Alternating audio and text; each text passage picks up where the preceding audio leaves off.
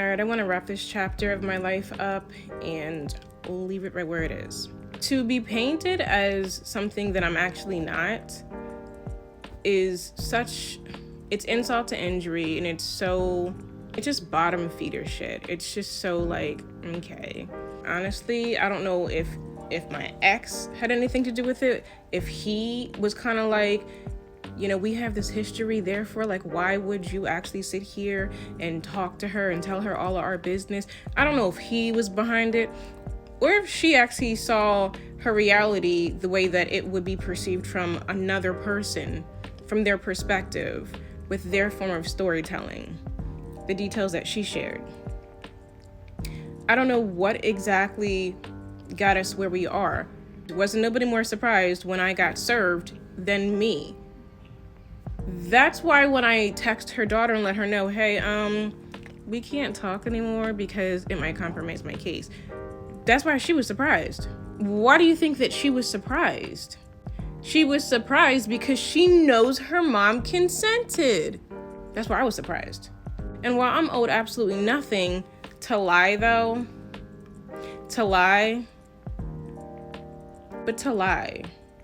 like, isn't there enough shit going on that's true? What would be the point of lying? I have no actual reason to lie.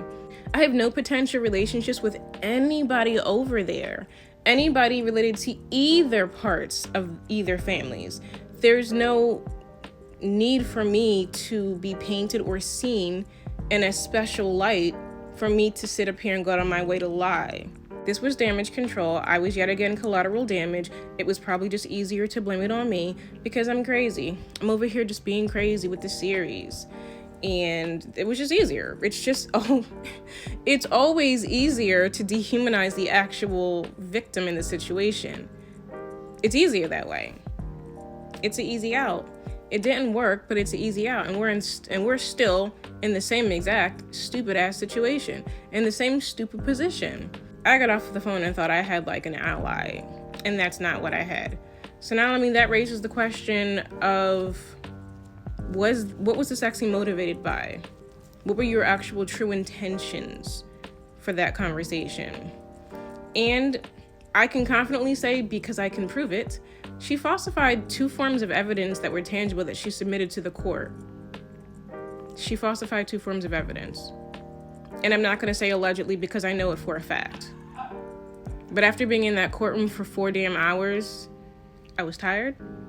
The chair was uncomfortable, even though it was cushioned. It was kind of uncomfortable. My back was hurting, my baby's moving all over the place, and I'm starving. And the evidence that she falsified and submitted, I didn't even quite understand the point and purpose of it. It may have been literally just a fucking mistake, but she was literally telling the judge, like, no, I didn't falsify any of my evidence. As you can see, I did not get her phone number until 11:41 a.m. I called at 11:44 a.m. We stayed on the phone consecutive hours.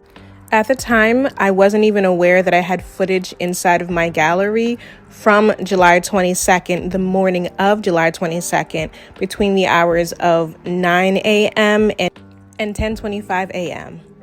I was actually filming on the iPhone, and you cannot alter these times. You can see at the top it says original time and adjusted time if you wanted to change like the date and time.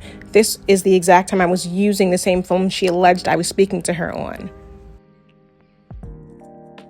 Still using the iPhone, and I'm filming.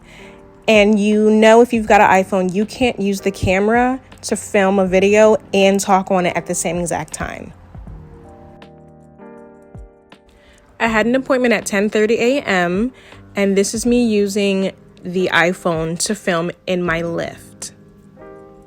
Keep in mind, please, you cannot access the camera to record anything while you're on the phone on an iPhone. She alleged that our phone call began at 8:44 a.m., which it did not. I still don't understand the significance of it starting at 8:44 a.m. whatsoever. We only spoke once, and it was from 11:44 a.m. until 3 hours later and 8 minutes. I never spoke to her again. I did not respond to the text message that she sent me later on that evening. I never called her at 6:02 or 6:03 p.m. at all. And you can see that she did call me twice, and that was at 9:02 and 9:03 p.m. But I'm assuming that she needed to say that in order to rectify why she called me. I don't really know, but I do know that she falsified the phone records. All the tiny details really do matter. She falsified the fucking phone records. Basically, the printout that she had of the phone records, it showed a different begin time and end time for our conversation that took place on July 22nd. And she falsified a phone record showing that I called her the same evening at 6:02 and 6:03 p.m., which would explain why she called me back at 9:02 and 9:03 p.m. Problem with that is that when I spoke with her, when I called off the iPhone. The iPhone was still active. The iPhone is in my ex's name. So when I called her, his name popped up because it was under his name. The phone record that she said was a printout from AT&T, it showed me calling her at 6:02 and 6:03 p.m., but it said Constance McNair, not my ex's full name. So why would an incoming call at 11:44 a.m. say my ex's name, since the account's under his name and it's in his name, but the calls at 6:02 and 6:03 p.m. say my name and it's not in my account, it's not in my name? She knowingly altered evidence and submitted it. Despite everything, maybe I was being unfair, I still held her to a higher moral standing. I still did. If I lose, and I lose at anything, I am not gonna fucking die. Tomorrow's another day. This shit didn't work out because it's not what she alleged that it was.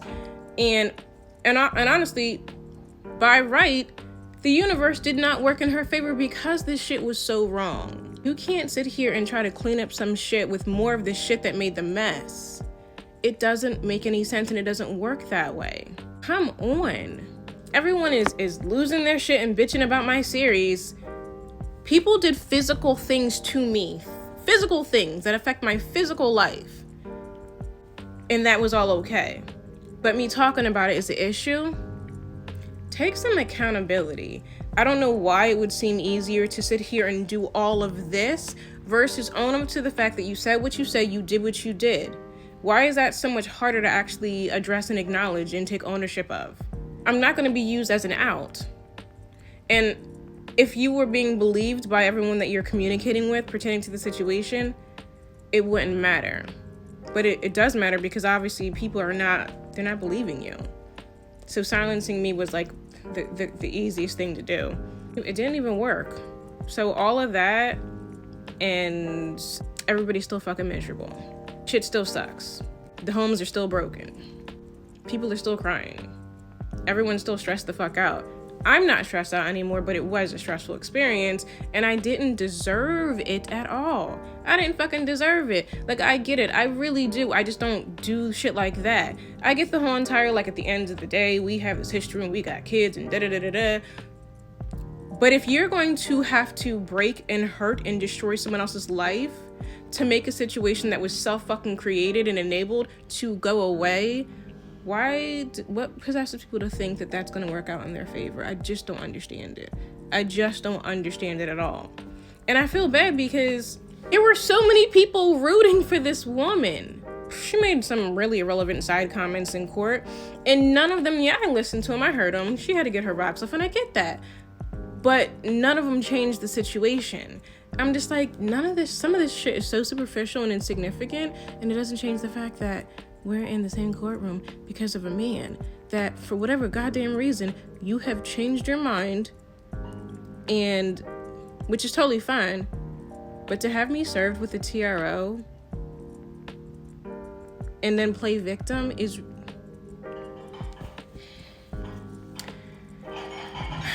too many of the grown folks just are not God-fearing anymore.